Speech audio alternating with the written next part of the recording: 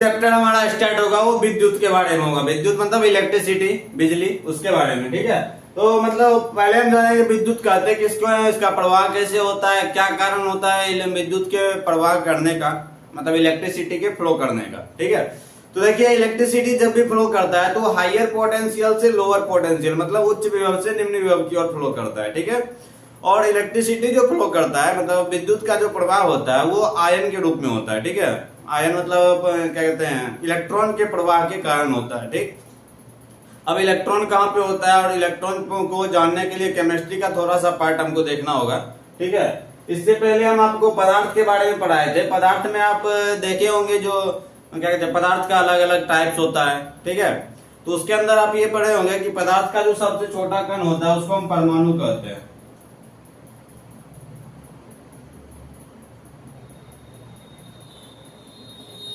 ठीक है, तो पदार्थ का जो छोटा कण होता है उसको हम परमाणु कहते हैं। और परमाणु को जब हम तोड़ते हैं तो परमाणु को तोड़ने के बाद इसमें भी तीन पार्ट्स होते हैं, इलेक्ट्रॉन, प्रोटॉन और न्यूट्रॉन। ठीक है, अब देखिए इसमें जो प्रोटॉन और न्यूट्रॉन होता है वो बीच में रहता है। प्रोटॉन और न्यूट्रॉन कहाँ रहता है, बीच में रहता है। और इलेक्ट्रॉन क्या करता है, बाहर में चक्कर लगा रहा होता है। ठीक है, आप भी जब कोचिंग जाते होंगे या कॉलेज जाते होंगे तो वहां भी किसी का चक्कर लगाते होंगे तो आप इलेक्ट्रॉन हो गए। जिसका चक्कर लगा रहे हैं वो कौन हो गया, प्रोटॉन और न्यूट्रॉन है। ठीक है, वो दोनों कक्षा में बैठा हुआ है, चक्कर कौन लगा रहा है, इलेक्ट्रॉन लगा रहा है। और चक्कर कौन सा इलेक्ट्रॉन लगाता है, जो फ्री इलेक्ट्रॉन होता है। ठीक है, जो फ्री इलेक्ट्रॉन होता है वो चक्कर लगा रहा होता है। और मुक्त इलेक्ट्रॉन जो होता है वो मुक्त इलेक्ट्रॉन ही इलेक्ट्रिसिटी के फ्लो करने का एक कारण बनता है। ठीक है, तो इलेक्ट्रिसिटी जो प्रवाह करता है उसका जो वाहक होता है, ले जाने का काम करता है, वो कौन करता है, मुक्त इलेक्ट्रॉन करता है। ठीक है, तो जो मुक्त इलेक्ट्रॉन है वो इलेक्ट्रिसिटी को फ्लो करने का काम करेगा। अब मान लीजिए जिसका शादी हो गया है वो दूसरे जगह दूसरा का शादी क्या करेगा। ठीक है, जिसका नहीं हुआ है वही ना कहीं से लेके आएगा शादी करके। तो मुक्त इलेक्ट्रॉन जो है, मतलब जिसका शादी नहीं हुआ है वही ना कहीं से शादी करके लाएगा। तो मुक्त इलेक्ट्रॉन जो है, मुक्त इलेक्ट्रॉन क्या करता है, इलेक्ट्रिसिटी को फ्लो करवाने का काम करता है। तो बाहर की कक्षा में यदि मुक्त इलेक्ट्रॉन प्रेजेंट रहता है, ठीक है, इलेक्ट्रॉन को जो है हम किससे डिनोट करते हैं, इलेक्ट्रॉन को हम ई से डिनोट करते हैं। और इलेक्ट्रॉन पे निगेटिव चार्ज होता है। इलेक्ट्रॉन पे कैसा चार्ज होता है, निगेटिव चार्ज होता है। और यहाँ पे प्रोटॉन में पॉजिटिव चार्ज होता है, न्यूट्रॉन पे जीरो चार्ज होता है। इलेक्ट्रॉन पे कैसा चार्ज होता है, निगेटिव चार्ज होता है। तो जो भी धातु पार्टिकल होता है, ठीक है, जो भी धातुक पदार्थ होता है उसके अंदर फ्री इलेक्ट्रॉन की संख्या अधिक होती है। ठीक है, जो भी धातुक पदार्थ होता है, जैसे कि कौन कौन धातु है, सोना, चांदी, तांबा, लोहा,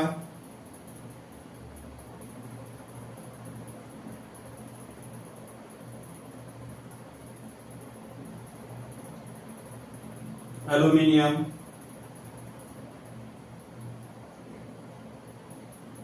ये सब क्या है, धातु है। धातु के अंदर मुक्त इलेक्ट्रॉन की संख्या अधिक होती है। ठीक है, तो धातु के अंदर मुक्त इलेक्ट्रॉन की संख्या अधिक होने के कारण ये क्या करता है, इलेक्ट्रिसिटी का फ्लो करवा पाता है। ठीक है, तो जो बाहर का जो मुक्त इलेक्ट्रॉन होता है यही क्या करता है, इलेक्ट्रिसिटी को फ्लो करके एक जगह से दूसरे जगह लेके जाता है। ठीक है, देखिए उच्च विभव से निम्न विभव की और इलेक्ट्रॉन का प्रवाह को क्या कहते हैं, विद्युत धारा कहते हैं। विद्युत धारा को हम जनरली आई से सूचित करते हैं। ठीक है, जनरली किससे सूचित करते हैं, आई से सूचित करते हैं। ठीक है, तो इसमें विद्युत धारा के प्रवाह का वाहक या कारक कौन बनता है, इलेक्ट्रॉन बनता है। ठीक है, इलेक्ट्रॉन जो किसका एक पार्ट होता है, पदार्थ के अंदर परमाणु होता है, परमाणु का एक पार्ट होता है कौन सा, इलेक्ट्रॉन होता है। ठीक है, इलेक्ट्रॉन कौन सा, बाहरी कक्षा का इलेक्ट्रॉन। इलेक्ट्रॉन का अलग अलग, इलेक्ट्रॉन रखने का अलग अलग कक्षा होता है। ठीक है, तो जो बाहरी कक्षा का इलेक्ट्रॉन होता है, जैसे ये है, ये एक तत्व, इसका ये भी कक्षा है, यहाँ पर भी इलेक्ट्रॉन होगा।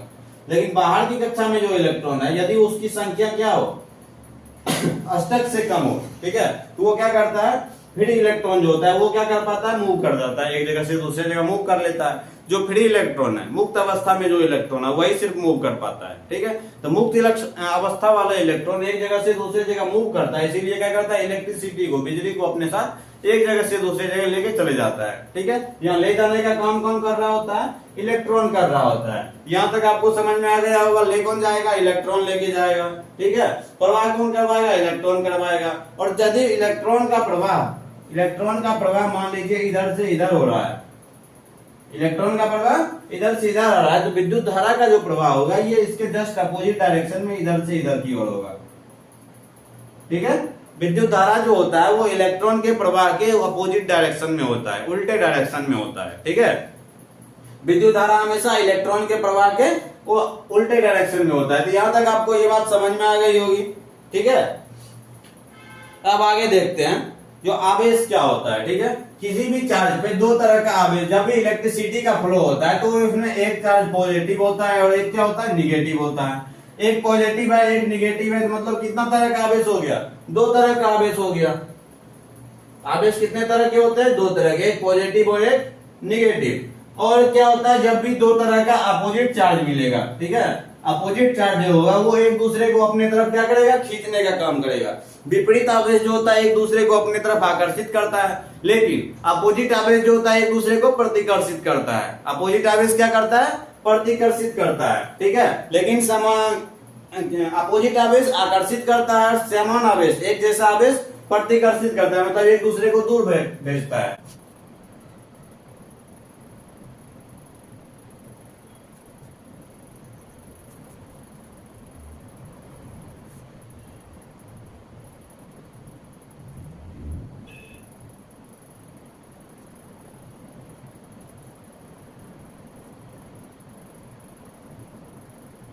देखिए, विद्युत धारा के अंदर कितने तरह का आवेश होता है, दो तरह का। एक होता है धनात्मक आवेश, दूसरा क्या होता है, ऋणात्मक आवेश। ठीक है, जैसे बैटरी देखे होंगे आप,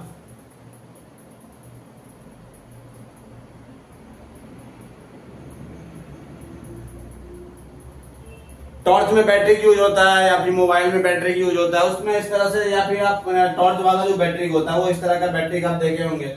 ठीक है, ये बैटरी का ऊपर वाला जो सिरा होता है ये पॉजिटिव होता है और नीचे वाला क्या होता है, निगेटिव होता है।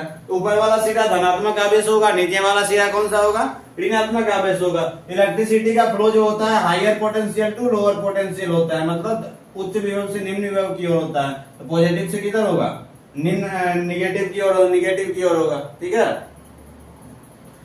यहां तक आपको समझ में आ गया होगा। ठीक है, अब आगे देखो। अब देखिए, आवेश का जो एसआई मात्रक होता है, आवेश का एसआई मात्रक क्या होता है, कूलाम्ब होता है। ठीक है, तो एक कूलाम्ब इक्वल टू क्या होता है, आवेश का एसआई मात्रक क्या होता है, कूलाम्ब। इसको एम्पियर सेकेंड भी कहते हैं। ठीक है, एक coulomb equal to 1 ampere 1 second. ठीक है, उसके बाद देखिए जहाँ इसमें क्या था, चार्ज जो आवेश होता है, आवेश का अलग अलग क्या नियम है। यदि आवेश क्या हो, एक जैसा हो। ठीक है, यदि आवेश कैसा हो, एक जैसा, मतलब दो पॉजिटिव चार्ज हो जाए या फिर दो निगेटिव चार्ज हो जाए, तो क्या होगा, यदि आवेश समान होगा तो एक दूसरे को क्या करेगा, प्रतिकर्षित करेगा। अब इसको लिख लेते हैं।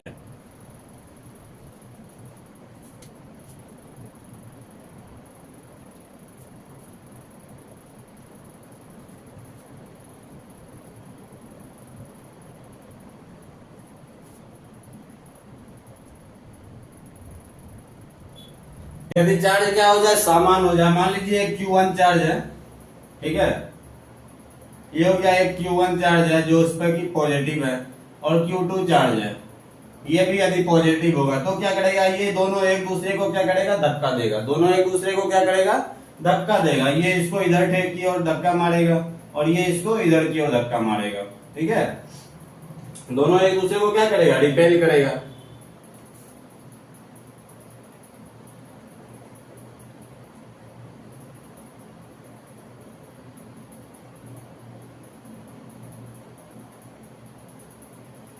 एक दूसरे को धक्का देगा या फिर दूर की ओर भेजेगा। ठीक है, और यदि क्या हो जाए, दोनों चार्ज क्या हो जाए, अपोजिट हो जाए। ठीक है, दूसरा क्या हो जाएगा, यदि आवेश विपरीत हो, आवेश क्या हो गया, विपरीत हो गया, एक क्या हो जाएगा, पॉजिटिव। ठीक है, Q1 क्या हो गया, पॉजिटिव, और Q2 क्या हो गया, निगेटिव। चार्ज क्या हो गया, निगेटिव, अपोजिट हो गया। यहाँ एक दूसरे को क्या करेगा, आकर्षित करेगा, खींचेगा।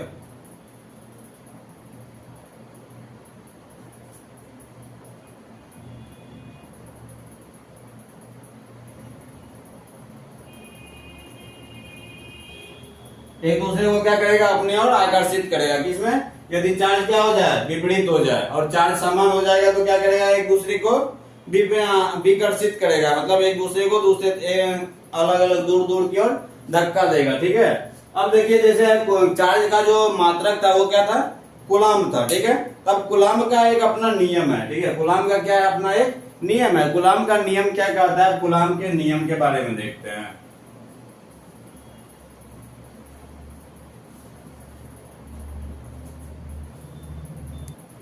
अब देखिए कूलाम के नियम क्या होता है, कहता है अगर दो आवेश Q1 और Q2, मान लीजिए दो आवेश है।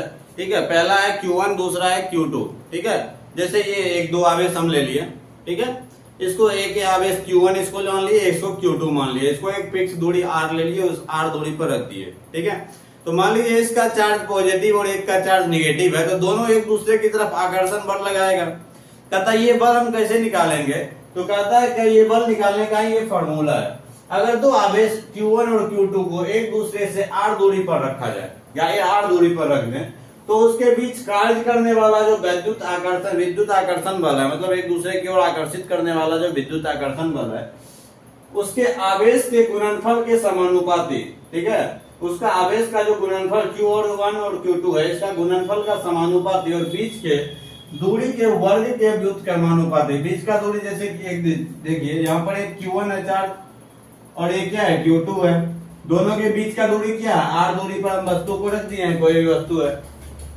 समानुपाती का मतलब होता है यदि चार्ज बढ़ेगा तो उसका दूरी भी बढ़ेगा। व्युत्क्रमानुपाती का मतलब होता है ये यदि नीचे वाला बढ़ेगा तो पूरा वैल्यू घट जाएगा। ठीक है, व्युत्क्रमानुपाती का मतलब होता है यदि नीचे वाला का वैल्यू जिसका व्युत्क्रमानुपाती हो रहा है, तो उसका यदि वैल्यू बढ़ रहा है तो मतलब टोटल वैल्यू में क्या हो जाएगा, कमी आ जाएगा। ठीक है, यहाँ जो F इक्वल टू क्या हो गया, F क्या है, कूलाम के नियम से F का वैल्यू आकर्षण बल का, फोर्स का। ठीक है, दोनों जो चार्ज है, दो चार्ज, उसके बीच का जो आकर्षण बल है उसी को फोर्स करके F लिखा गया है। F किसके समानुपाती होगा, Q1 Q2 bye R square के। ठीक है, यदि R स्क्वायर को बढ़ा दिया जाए, ठीक है, R स्क्वायर मान लीजिए पहले R स्क्वायर था 4, अब R स्क्वायर हो गया 16। ठीक है, पहले तो इसका 4 पार्ट ही होता है ना, अब इसका 16 पार्ट हो जाएगा, तो क्या वैल्यू तो घट जाएगा ना।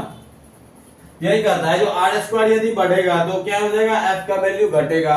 R स्क्वायर यदि R स्क्वायर घटेगा तो F का वैल्यू क्या हो जाएगा, बढ़ जाएगा। और Q1 और Q2 में Q1 Q2 का मल्टीप्लीकेशन बढ़ेगा तो वैल्यू बढ़ेगा, Q1 Q2 का मल्टीप्लीकेशन घटेगा तो वैल्यू घट जाएगा।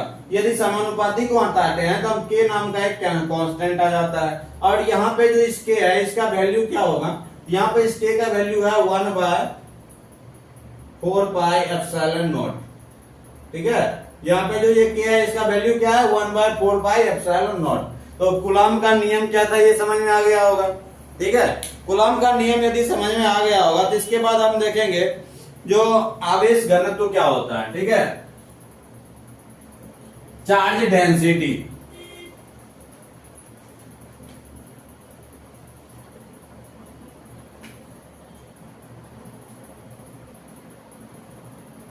तो आप देखेंगे आवेश का घनत्व क्या, घनत्व का मतलब क्या होता है, किसी भी एरिया में कितना ज्यादा चार्ज है। मान लीजिए ये एक एरिया है, इसमें कितना ज्यादा चार्ज फ्लो कर रहा है, जो उसका आवेश घनत्व हो जाएगा।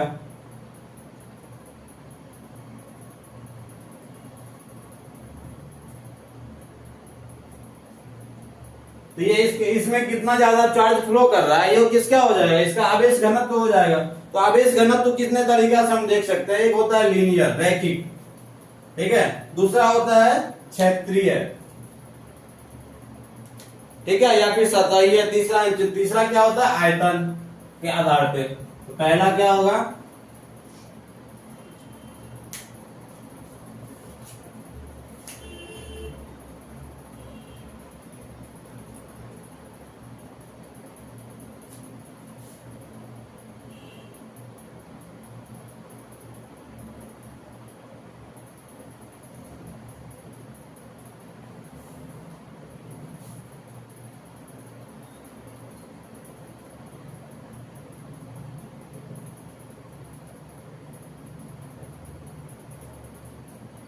Linear charge density. ठीक है, पहला क्या है, लीनियर चार्ज डेंसिटी।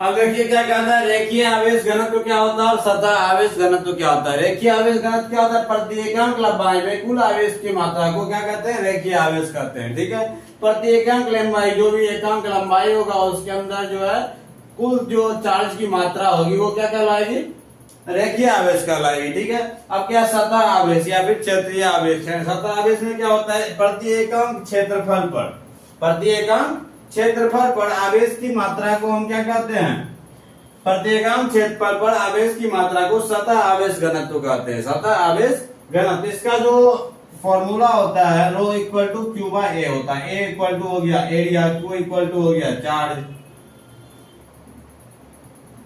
ठीक है, सतह का क्षेत्रफल और क्यू क्या हो गया, चार्ज हो गया। ठीक है, अब इसके बाद क्या होता है, आयतन आवेश घनत्व। ठीक है, आयतन आवेश का जो घनत्व होता है उसके लिए हम क्या करते हैं, उसमें जो है प्रति एकांक क्षेत्रफल है, यहाँ पे प्रति एकांक क्षेत्रफल की जगह क्या हो जाएगा, आवेश हो जाएगा।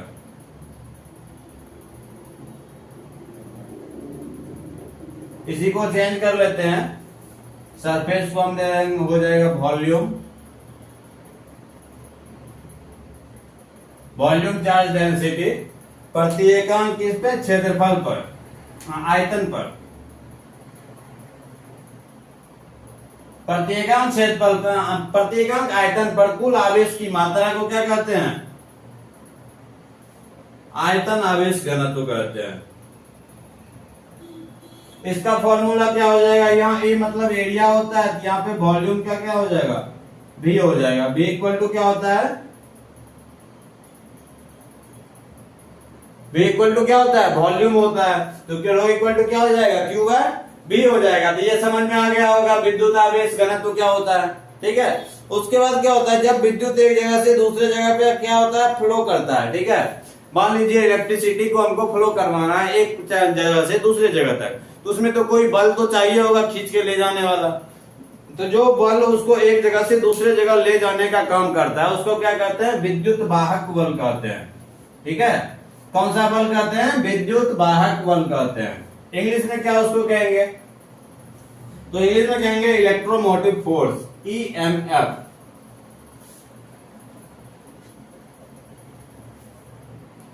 ठीक है, अब लिखिए विद्युत वाहक बल क्या होता है।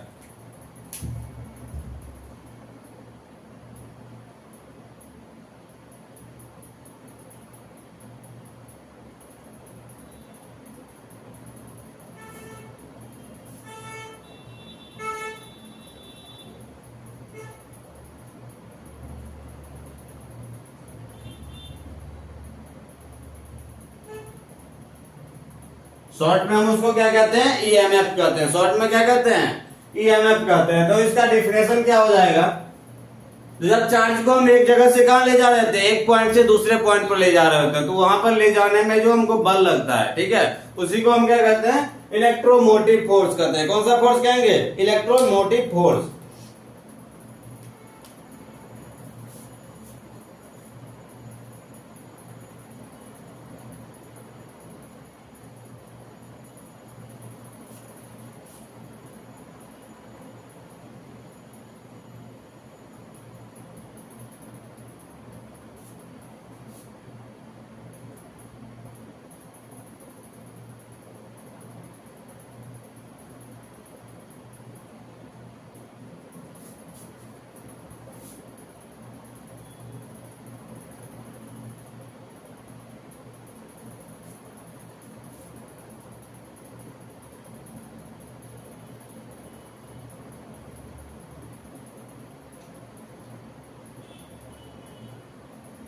जब चालक में क्या होता है, किसी भी चालक पदार्थ में एक सिरे से दूसरे सिरे तक विद्युत का प्रवाह किया जाता है, तो उसमें लगने वाले प्रवाह में लगने वाले बल को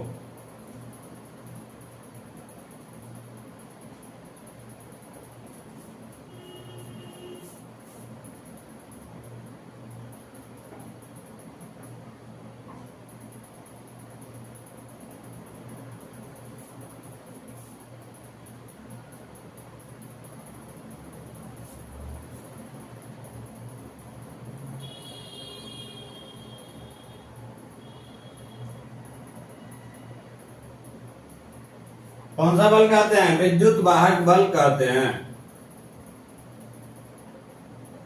प्रवाह में लगने वाले बल को कौन सा बल कहेंगे? विद्युत वाहक बल कहेंगे। अब विद्युत वाहक बल कहाँ से मिलेगा हमको? तो विद्युत वाहक बल जब भी को पाने के लिए हम या तो हम जनरेटर का यूज करते हैं, जनरेटर से ही ना बिजली निकलती है, तो जनरेटर का यूज करते हैं, बैटरी का यूज करते हैं, ट्रांसफार्मर का यूज करते हैं। तो यह प्रायः कहां से मिलता है?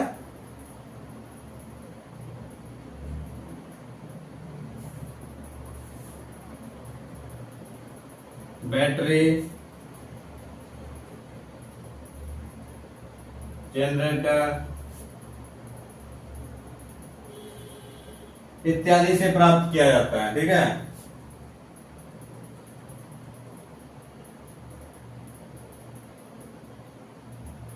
ये कहां से मिलता है? या तो बैटरी का यूज करते हैं, या फिर जनरेटर का यूज करते हैं, या ट्रांसफार्मर का यूज करते हैं। इसको हम जो हम मापते हैं किसके द्वारा मापते हैं? तो वोल्ट के द्वारा। ठीक है, तो ईएमएफ का जो मात्रक होता है, ठीक है, ईएमएफ का मात्रक कौन होगा?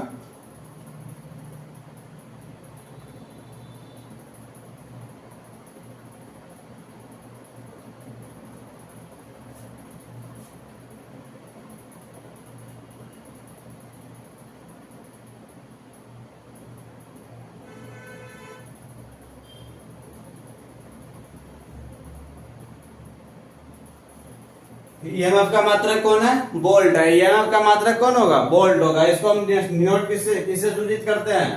ईएमएफ को, वोल्ट को हम वी से सूचित करते हैं। वोल्ट को हम किससे सूचित करते हैं? वी से सूचित करते हैं। तो यहां तक आपको समझ में आ गया होगा। इसके बाद हम आगे लिखते हैं किसके बारे में? विभवांतर के बारे में। ठीक है, तो विभवांतर क्या होता है? जब दो विभव के बीच का जब क्या होता है? इलेक्ट्रिसिटी का फ्लो होता है। ठीक है, तो इलेक्ट्रिसिटी का फ्लो जब भी होगा तो उसमें एक हायर पोटेंशियल होगा, दूसरा लोअर पोटेंशियल होगा। ठीक है, मान लीजिए एक है पॉजिटिव चार्ज, ये है पॉजिटिव चार्ज, दूसरा है नेगेटिव चार्ज। तो इलेक्ट्रिसिटी जब फ्लो होगा तो एक में चार्ज कम होगा, दूसरे में क्या होगा? ज्यादा होगा। तो दोनों के बीच तो कुछ ना कुछ अंतर होगा। ठीक है, तो मान लीजिए ये पॉजिटिव चार्ज है, ये नेगेटिव चार्ज है, तो इलेक्ट्रिसिटी इलेक्ट्रॉन का प्रवाह किधर से होगा? इधर से इधर की ओर इलेक्ट्रॉन का प्रवाह होगा।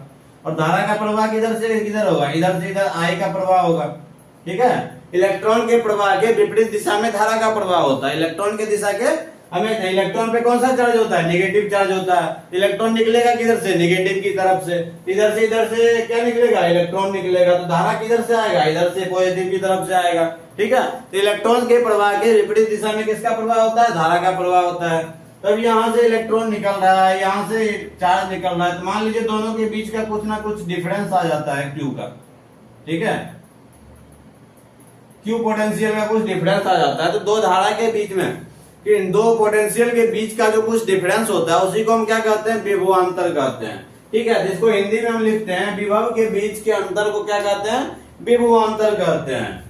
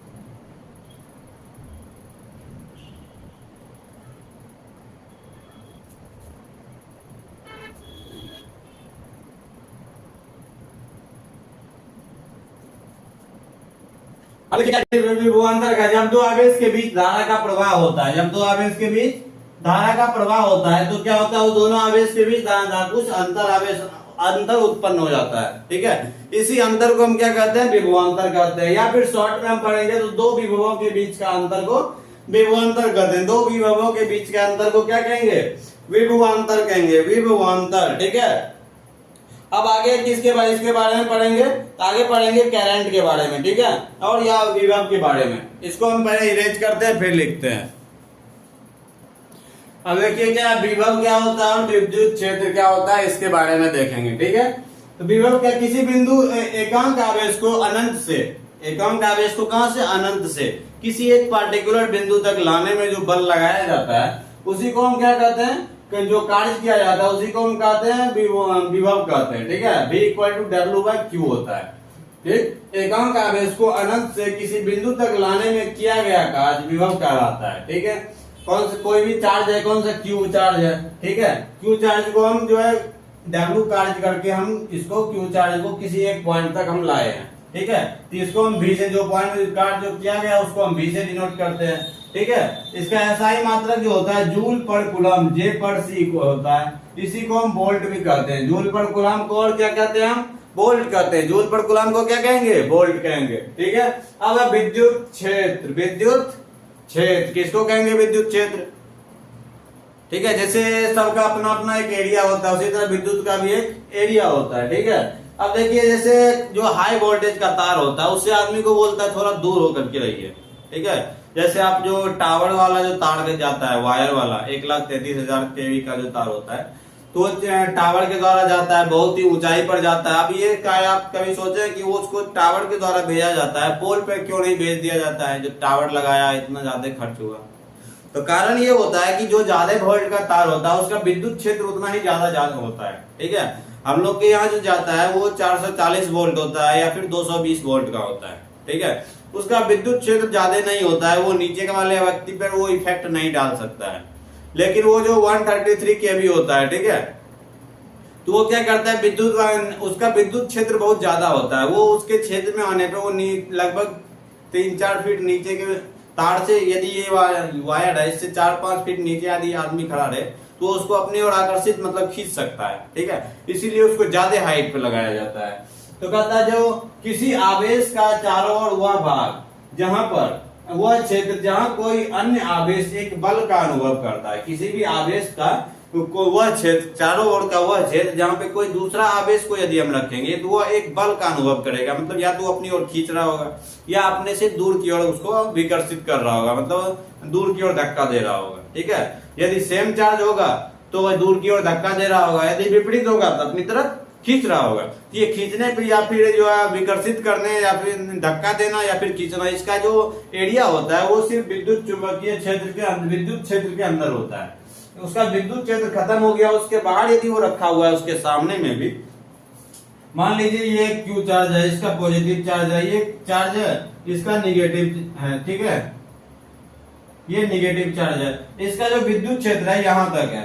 यदि इसको हम हटा के इसको यहाँ पे रख देते इसी क्यू चार्ज, क्यू निगेटिव को, तो फिर इसका विद्युत क्षेत्र इस पे इफेक्ट नहीं डाल पाएगा। ठीक है, जैसे कि मान लीजिए ये क्यू चार्ज है, इसका विद्युत क्षेत्र जो है यहाँ तक है। ठीक है, और लेकिन हम इसको दूसरा जो क्यू निगेटिव वाला है इसको हम यहाँ रखे हैं, इसका विद्युत क्षेत्र यहाँ पे है। दोनों में से कोई भी एक दूसरे के टच में तो नहीं है, ये पॉजिटिव है और ये निगेटिव है, दोनों के बीच में गैप हो गया इतना। ठीक है, एक दूसरे के कांटेक्ट में नहीं आ पा रहा है। जब एक दूसरे के कांटेक्ट में नहीं आ पाएगा तो वो एक दूसरे को अपनी ओर आकर्षित नहीं कर पाएगा, मतलब एक दूसरे को अपनी तरफ खींच या फिर रिपेल नहीं कर पाएगा। समझ में आ गया? तो विद्युत क्षेत्र बहुत जरूरी होता है किसी भी अपोजिट चार्ज को अपने तरफ खींचने के लिए या अपनी ओर से दूर धक्का देने के लिए। तो यदि वो विद्युत क्षेत्र के अंदर होगा तभी उसके ऊपर आकर्षण बल या फिर विकर्षण बल अप्लाई होगा। ठीक है, तो यदि वो विद्युत क्षेत्र के बाहर होगा तो उस पर किसी भी तरह का ऐसा कोई बल नहीं लग रहा होगा। ठीक है, यही बल जो होता है यदि विद्युत के अंदर है तो उसको हम विद्युत बल, विद्युत आकर्षण बल कहते हैं। और यदि चुंबक के अंदर होता है, ठीक है, यदि यही बल चुंबक के अंदर होता है तो इसको हम क्या कहते हैं, चुंबकीय आकर्षण बल या फिर चुंबकीय विकर्षण बल कहते हैं। अब यहाँ देखिए, यहाँ पर दोनों एन और एन पोल एक तरफ कर दिए हैं। ये आप चुंबक में, आपके घर में जो चुंबक होगा यदि वो बीच से टूट गया होगा, टूटने के बाद जिस सिरा से वो टूटा है उसको वापस उसी सिरा में यदि आप चिपकाने का कोशिश करेंगे तो वो एक दूसरे को धक्का देके पीछे की ओर धक्का दे देता है। ठीक है, अपोजिट डायरेक्शन में हो जाता है। वो इसलिए होता है क्योंकि दोनों पर चार्ज एक जगह जुटा हुआ था पहले, दोनों पे टूटने के बाद दोनों पे सेम चार्ज आ गया है। ठीक है, तो सेम चार्ज जब आ गया तो वो एक दूसरे को क्या कर रहा है, धक्का दे रहा है। उसी को यदि अपोजिट डायरेक्शन करके जोड़िएगा तो तुरंत एक दूसरे को आकर्षित कर लेता है। ठीक है, यदि एन और एन पोल होगा तो ये दो एक दूसरे को क्या करेगा, धक्का देगा। यदि यहीं पे चेंज हो जाएगा, इधर क्या हो जाए एन पोल हो जाए और इधर एस पोल हो जाए, तब क्या करेगा, एक दूसरे को आकर्षित करेगा। मतलब यदि सेम पोल होगा तो एक दूसरे को विकर्षित करेगा, डिफरेंट पोल होगा तो एक दूसरे को अपने तरफ आकर्षित करेगा। तो विद्युत क्षेत्र क्या होता है, विभव क्या होता है, ये आपको अभी तक में समझ में आ गया होगा। ठीक है, अब क्या पढ़ेंगे, जो विद्युत जो रेखा होता है, ठीक है, विद्युत रेखा जो होता है उसके क्या क्या गुण होते हैं। ठीक है,